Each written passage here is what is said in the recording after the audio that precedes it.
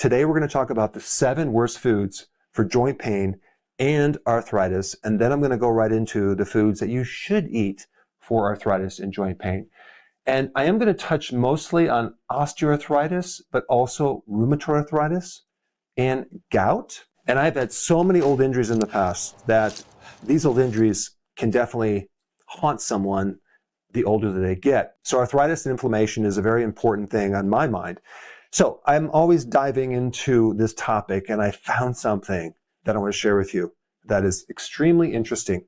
I just have to give you a couple little basics on some words that I need to define.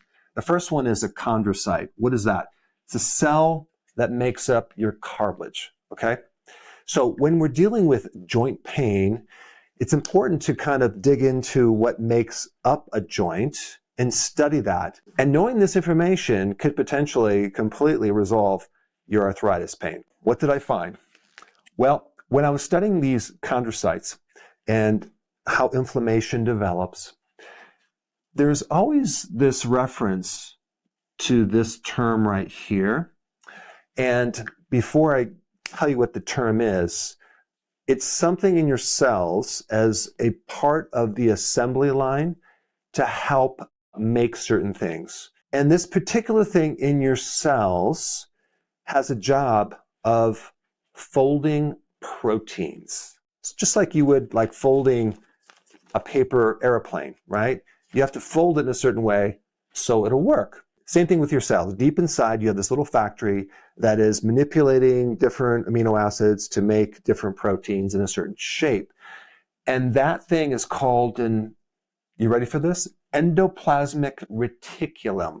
It's a part of the factory in your cell that folds proteins so you can use them. It also has a function of storing calcium. And what was interesting to me is that you have a lot of different things that can happen in the cell. You have a lot of different parts, but they kept bringing up this particular part of that factory having stress that originates the cascade of inflammatory events even before mitochondrial damage. And I found that very, very interesting. All right, so just hang with me. There's a couple more pieces of this puzzle, but that's the first one. The second thing that I learned was even more mind-blowing, because in this chondrocyte, there happens to be receptors for bile salts. Now, wait a second, bile salts? That's in your gallbladder. Why do you have receptors for bile in your joints? That didn't make sense to me. I had to kind of go deeply into this for like an hour or two to really wrap my wits around it.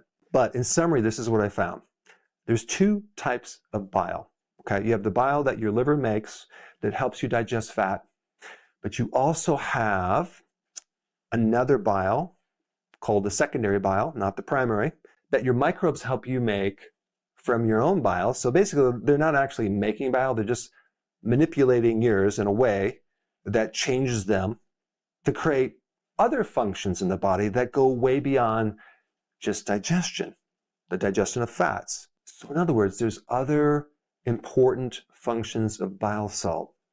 And one function is acting as a potent anti-inflammatory in your joints. So apparently some of these bile salts get into your blood and they go to different parts of the body, like your joints, and help protect the joint. And they help reduce inflammation, which is very, very interesting. When I was in practice, I know when people had their gallbladders out or they had some antibiotic, they nearly always got some type of arthritis or joint pain. So it got the wheels spinning on that topic. But then I remembered TUDCA. What is TUDCA? TUDCA is a very specialized bile salt, and it's a supplement that people take. But I had no idea until I looked it up that one of the unique things about TUDCA is that it reduces this ER stress, this endoplasmic reticulum stress. As a very unique benefit, this bile salt reduces stress on the endoplasmic reticulum. And so now it started to make more sense that basically the bile is not just reducing inflammation, it's actually helping the factory that actually is repairing and maintaining and building your joints, because this is a real key part of that process. And so this connection of the bile is super important in protecting this part of the cell machinery, and also to keep the inflammation out of this right here. Because if something happens with that bile and you're deficient and you get more of this endoplasmic stress, then what happens as a cascade of events, you start getting mitochondrial stress, and now we have a breakdown of this whole apparatus. And also calcium is involved because apparently this little endoplasmic reticulum has another function of storing calcium. So you can imagine when we're talking about joints, we're also talking about preventing calcification. So that's just something new, a very foundational thing. I'm going to relate this to the worst foods for arthritis and then also the best foods, so you can then have enough of these from the diet and know how to control that and reduce your arthritis or inflammation in your joints. And maybe you've heard of the gut-brain axis, okay? Well, there's a gut-joint axis as well. And that's where I got the information from. I will share that in the link down below if you want to learn more about it. But apparently these bile salts are potent anti-inflammatory. And I'm talking about the bile salts that come from your own microbes making them. Wild. And just since we're on the topic of bile, I want to touch just more on this TUDCA, which is a different type of bile salt. It's actually bear bile, and they don't take it from bears anymore. They make it synthetically. This bile is very potent in shutting down inflammatory signaling molecules in arthritis, which is this right here. I don't want to give you more complex words. Just realize that TUDCA helps shut down inflammation very potently with all types of arthritis. Now let's touch on another key piece of the puzzle, which is vitamin K2. Maybe you've heard of vitamin K1, which has to do with clotting. And some people take a medication called warfarin, which blocks vitamin K1 so they don't clot as much. And so they're preventing heart attacks. So that's vitamin K1, but vitamin K2 does something slightly different. It prevents calcium from building up in the soft tissues. If you are deficient in vitamin K2 for some reason, you may get calcification in the joints or the arteries, possibly, or even osteophytes, which are little spurs that can happen around the joints. One interesting thing about people that are on warfarin, one of the side effects is not only the blocking of vitamin K1, but also the blocking of vitamin K2. It won't work. And this is why one of the side effects of warfarin is increased calcification of your soft tissues in the joints and in the arteries. I mean, it's pretty wild that you're taking warfarin for the heart with the side effect of having it create calcification in the blood vessels around the heart. Like, that doesn't make sense to me. But what you should know is vitamin K2 is in foods that are higher in fat. So when we get to the diet part, I'll explain more on that. But this is a really key vitamin to keep the calcium from building up in the joints and reducing inflammation. Now let's talk about RA, rheumatoid arthritis. This is an autoimmune disease where your own immune system is attacking itself. So we have these antibodies that are against our own joints, and that keeps the joint in a constant state of inflammation. I'm not going to give you any more new words with the immune system, but it's going to be an imbalance with these two little things right here. And all you need to know is there is a really important vitamin that helps to put the fire out and reduce inflammation, and that is vitamin D. But if you take regular amounts of vitamin D, it might not create a therapeutic effect. In fact, it's probably not going to be. You have to take larger amounts to create this therapeutic effect on the joints, but really you're creating it on the immune system, because rheumatoid arthritis is more of an immune problem than a joint problem, because there's a lot of different autoimmune diseases.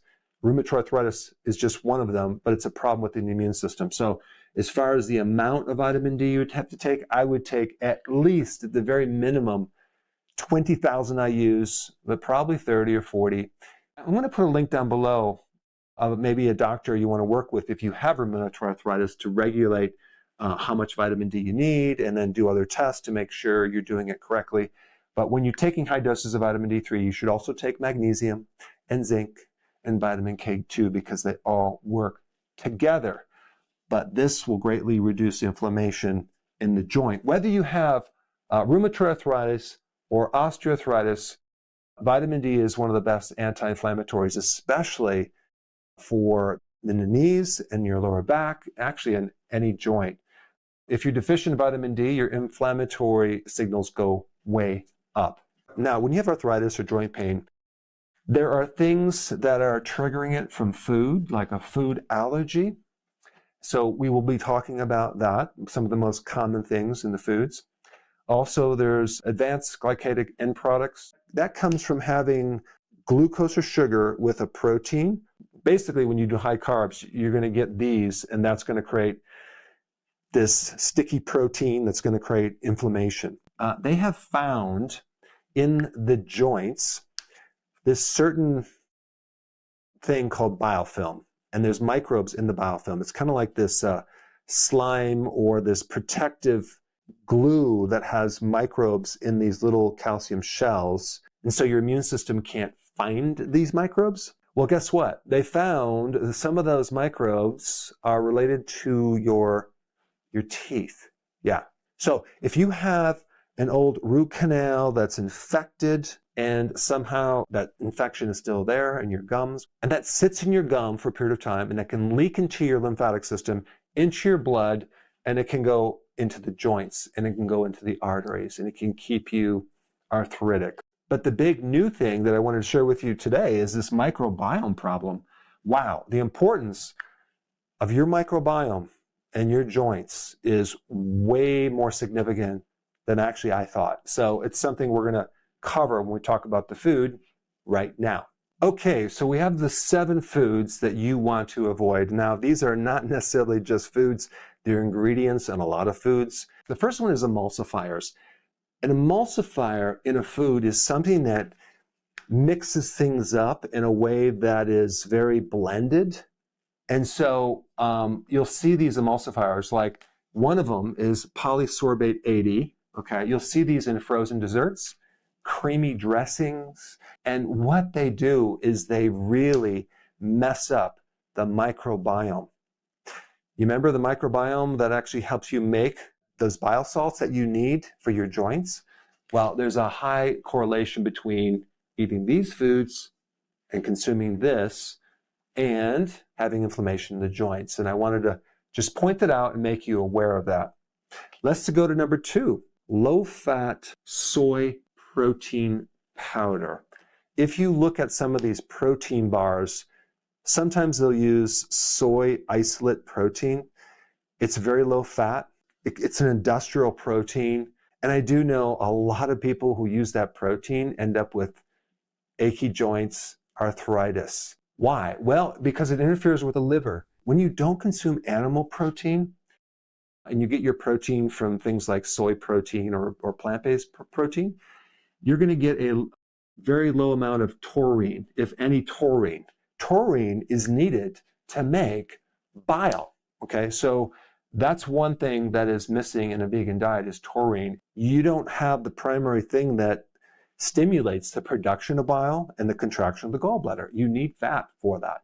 And so people on a low-fat diet, they end up with a deficiency of bile, which can then end up with a problem with arthritis. Now, there could also be residues of hexane, which is a solvent in this soy protein. Now, some people will say, oh, it evaporates, it's not there. But there's no one supervising or regulating that right now, unfortunately. But so it may be there, it may not be there, we don't know. And like I said before, we're not going to get the bile stimulation. Instead, we're going to get this thing that's going to create more inflammation in the area of the liver and the digestive tract, which is going to interfere with the microbes. Number 3, refined seed oils. I want to explain something. When they have done studies on seed oils, they have actually said when they replace the saturated fat with these seed oils, there's an improvement in cardiovascular function and insulin sensitivity. And I'm not denying that. My point is, what type of oil did they use? Did they use the typical oil that people get when they go to a fast food restaurant where it's heated and reheated for days or weeks? Absolutely not. So there are seed oils that are cold pressed, very, very minimal refining. And then you have the typical oil, which is refined, bleached, deodorized, heated to 570 degrees. When you heat those oils, you create byproducts called aldehydes, which create a lot of damage in the joint and in the arteries and also in your mitochondria and in the cells that regulate insulin. So yeah, you can hypothetically say that these oils are fine, but what about the complete picture? What about the byproducts that are created from the heat and the reheating, as well as the aldehydes that are created once these seed oils are embedded into your membranes? Some of these oils, safflower oil, if it's cold pressed, or even the sunflower oil, has a much lower omega-6 fatty acid and much higher monounsaturated fats, just like avocado oil and olive oil. But that's completely different than what most people consume or buy at the store. So this is why, number 3, refined seed oils are very inflammatory, especially for your joints. Okay, number 4, alcohol, especially beer. So beer will turn into something called purines, which then can create problems with gout, and it can create inflammation in the joint. Beer also has carbohydrates, so it's going to create a spike in blood sugar and create inflammation. And it's not just the beer that will create problems with arthritis, the wine and hard liquor, because it messes with your liver, and anything that destroys the liver will cause arthritis, unfortunately. Number 5, casein A1 protein, okay, A1. A2 is less of a problem, but the commercial milk that they sell with A1 is the one that a lot of people have a problem with, and especially if it's condensed into these two things right here, sodium caseinate and calcium caseinate. These are like super concentrated casein A1 protein that is going to flare up your joints, and it's in a lot of the bars. It's a very cheap protein they use that comes from China. So you have that. You also have a concentrated casein A1 protein in cheese, like the American cheese. So you want to avoid these casein conventional powders that they have. They actually put it in infant formula. Probably why children develop allergies to milk, right? Not good. If you're going to do milk protein, it's the A2. If you do sheep cheese or goat's cheese or even cow's milk cheese, you can actually find it A2. It's much, much better. But the conventional milk with A1 protein is from grain-fed cows, not grass-fed cows. And if we also compare milk to cheese, like cheese is going to be way more concentrated in that protein, so you'll probably have more of a reaction to cheese than you would milk. All right, number 6, modern wheat compared to some of the ancient grains.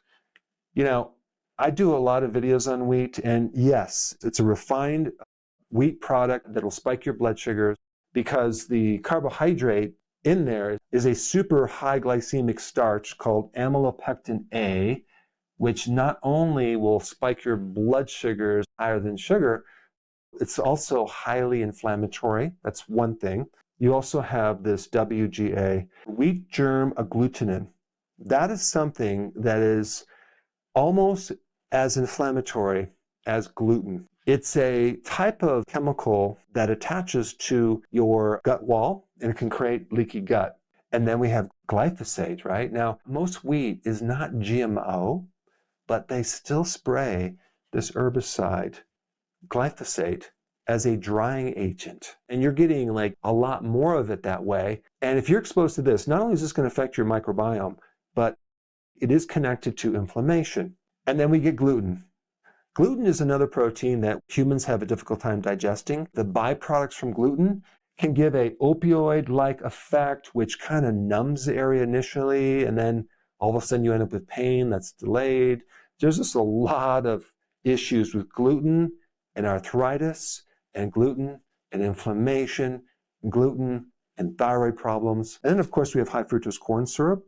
This is not just sugar. This is an industrial type of synthetic sugar that's higher in fructose that has been known to create a lot of inflammation in your liver and insulin resistance in your liver, which is going to create inflammation directly and indirectly.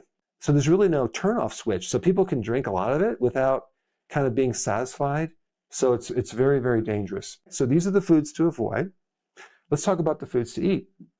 Fermented foods. Why? Because when you eat sauerkraut, kefir, Bulgarian yogurt, you are going to build up the microbes that help you make these secondary bile salts. And these secondary bile salts are potent anti-inflammatories in your joints. Second one is healthy fats. Olive oil, avocado oil, fish oils, but also animal fats that are grass-fed are also very healthy. And so is grass-fed butter and grass-fed cheese. Number 3, anything with high amounts of vitamin D3, there's salmon, cod liver, and cod liver oil. But typically you want to get as much sun as you can, but that's not food. So then some people in the winter take it as a supplement. But when we're talking about arthritis, you're going to have to take the therapeutic dosage of vitamin D at the very minimum 60, but shoot for 70 or even 80, or sometimes even a little bit more, depending on what type of condition you have. If you have also an autoimmune problem, you need it high because that's when the magic starts happening with inflammation. Also, make sure you take vitamin K2 and magnesium to offset any problems with that. Of course, omega-3 is going to be in the fish, cod liver oil, very important. And then also the sulfur foods, onions and garlic and cruciferous vegetables, very high in sulfur because the joints like sulfur. And then, of course, just make sure you have enough collagen from bone broth because part of that joint is collagen. And if you're just eating, regular meat like hamburger or steak, that has a small percentage of collagen. If we take a look at our body and look at how much protein we have, and then we look at how much collagen we have, we need at least 30% of that food collagen. But when you look at a steak, it's only like maybe 2 or 3 or 4, maybe 5% collagen, because people like tender steaks, right? They're not consuming this grass-fed, grass-finished steak that's really hard to eat because you're chewing it all the time. But that's because of the collagen. You might have to get your collagen another way. I already talked about vitamin D, K2, magnesium.